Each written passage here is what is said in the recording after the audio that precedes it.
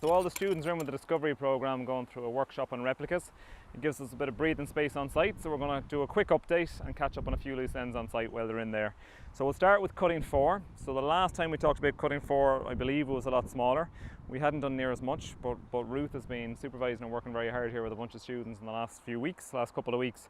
So we're starting to get some interest in archaeology, and we'll just talk some of it through. So I'll hop in. Where we're troweling here, very broadly, I know it's hard to see on camera, we're down to about 13th century levels, okay? Ruth, it could be right or wrong, but I believe you were picking up a lot of finds just this morning, were you? Yeah, a lot of animal bone, a lot of iron, a lot of pottery shards. It's a lot more that's starting to come up than we've been getting in the previous layers. Okay. And one of the iron artifacts looks a little bit like a key? Yeah, it does. It has a flat end to it, and it's got a very round piece sticking off of it. It looks completely different from all the other nails that we've been getting, so we know it's something unique. Brilliant, brilliant. So as I said, Ruth's been doing most of the work in here. When we were here last time, the students were digging through later bank deposits or later redeposits of clays and soils, so we weren't getting very many artifacts, so it's a reward of sort of 2 weeks hard slog, so it's great to see artifacts turning up. But when we cross over, you will see over here, I'm obviously a few inches lower, and I am now standing on 12th century. So I'm standing on 12th century here, I'm up to 13th century here, so we've just taken a skip of about 100 years, okay? So the main features we have in this entire cutting are 12th century ground surface, 13th century sort of ground surface garden deposit. We still have to, garden soils, we still have to get a good handle on it. And then this little bit of stone here, we think it's associated with the eastern extent of our chapel. So we actually classified this the day the Irish Times came out to us. It was an exciting day to have a journalist on site because we got new archaeology. So they're the sort of main features we're getting in cutting 4, except for the major pile of stone you can see in the background, which I'll come back to. And if you pan down, Alan, you'll see a very large pit here, okay? So we're taking out about half it. We don't have the form of it fully exposed yet. You can see the slope, you can see the base, you can see it's quite a big feature, filled with fairly sterile clays. And again, Ruth, just to check, I know we got one sherd of pottery from that last year. Have you gotten anything in the last couple of days from that? We have gotten one small square piece of iron that looks like the head of a nail, but that has literally been it out of this whole patch of ground. Okay, so almost completely sterile, okay? So we're still, the problem with sterile soils is finds frequently give you a clue for what the feature might have been used for. So we still have no idea what that large feature was used for, okay? But we said we'd come back to this.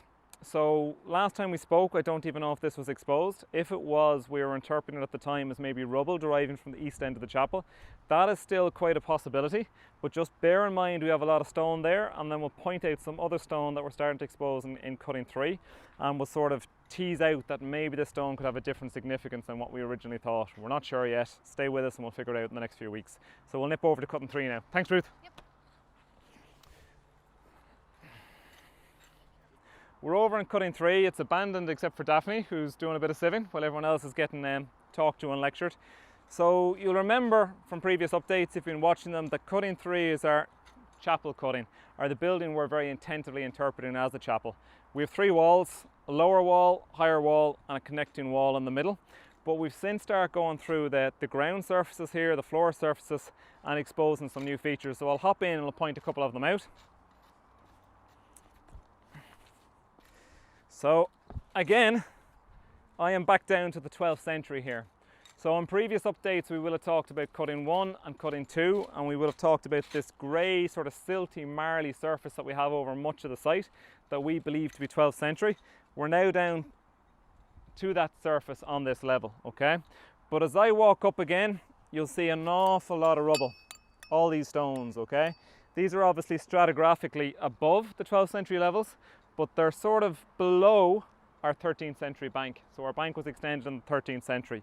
We are not sure what these stones are, but all we can say is it's the only large rubble deposits that we have stratigraphically above the 12th, but below the 13th century bank. So it's evidence of use of stone in that middle interface. So this stratigraphically predates our chapel walls, which is an important point to note, okay? As we come over, you'll see more stone in here and our other sondage. Again, we're down to 12th century levels here, and again just above the 12th century levels we have these large stones. So collectively this rubble and the rubble in cutting 4 could be our first indication of 13th century stonework on site. It's too early to say definitively.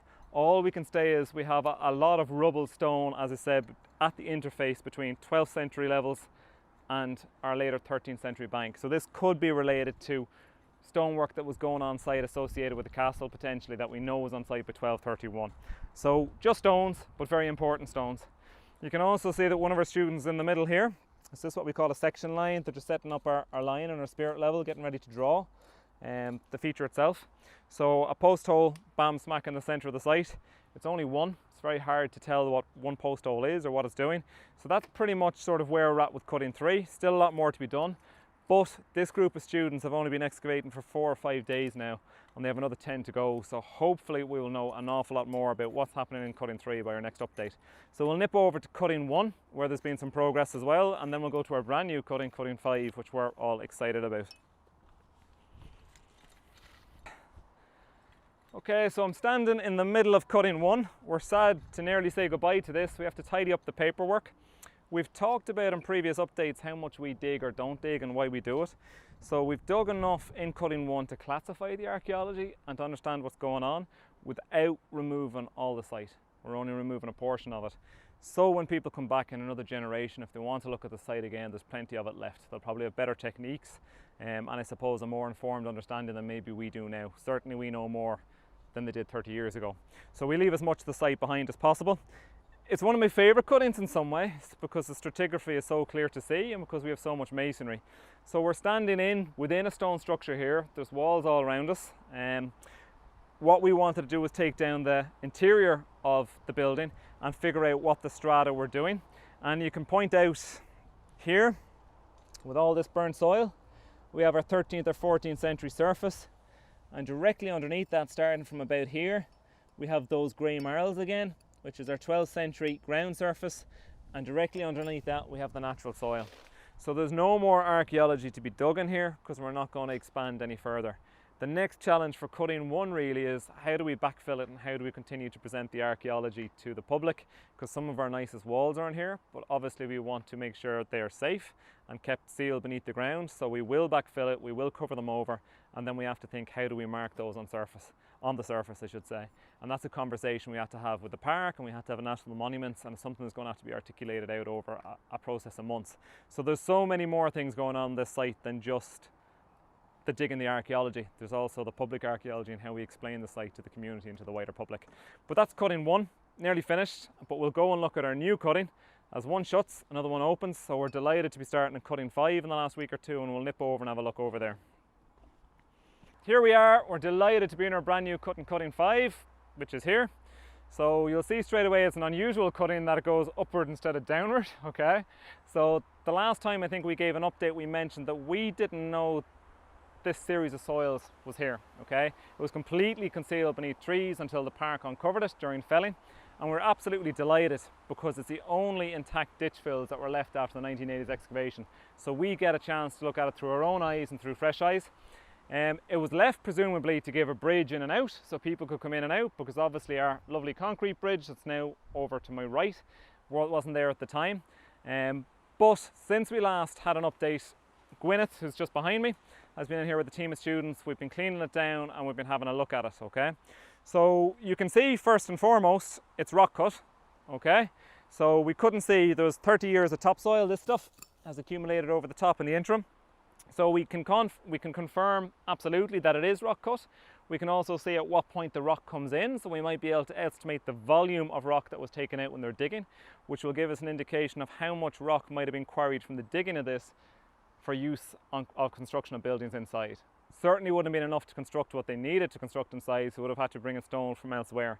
So that's the first thing it tells us. Exposing the rock in time, if we continue doing this across the ditch, may also show up features like post holes. If there was a gatehouse at the base, which would be fantastic, but that will take years, you know, and an awful lot of digging to clarify. In the more immediate term, we can see all the different layers within it, okay? So I'm sure even on camera you can make out that there's yellow clays at the bottom, slightly more fawn, silty sandy clays in the middle, but you also see quite clear burnt layers like this one, and there is also burning at the base. You see redeposited clays that might have slipped off the bank. You see areas that look like they're rubbles. So what these ditch fills are is they're in microcosm a story of the site. I mean, we could look at the burnt layer at the base, and if we get radiocarbon dates back on that and it tells us the 12th century, is that related to the siege? Is that related to 1171 when the site was set on fire?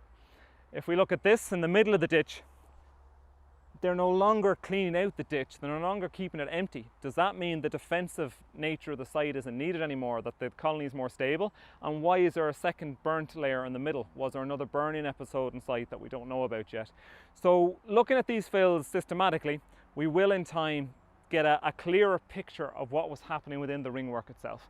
Hopefully we'll get some more finds, hopefully we'll get some more radiocarbon dates, and it just adds to the narrative of what was happening in the castle and the ringwork of Carrick. So Gwyneth, if you just come over for a second, we'll bring these over, we'll show Alan. The first thing we've got to do is systematically draw. So Gwyneth, maybe just you can describe the process of what you were doing. Gwyneth was looking after the cutting. So I was drawing basically all the stratigraphy. It's called a section drawing. And so I would go and draw each layer as I go about by the meter line, and make sure I get all the rocks in, all the changes in layers, so we can accurately see the layers even after we start digging them, so we know what it looked like, keep it a record of it, and just see how things may have went as time went on and all the events that happened.